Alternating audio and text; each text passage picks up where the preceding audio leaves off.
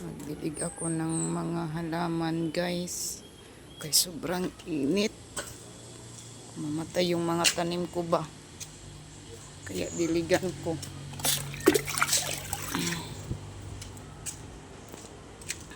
Ito ya, ito oh. Gusto ko ito. Pinakuha ko yan sa ano guys, sa bukid. Kung mamatay yung mga tanim ko guys, ito pa oh.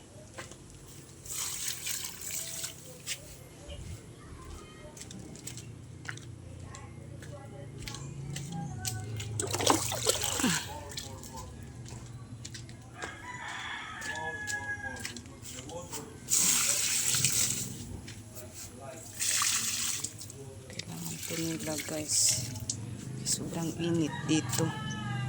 Nagdilig ako ng mga halaman ngayon guys.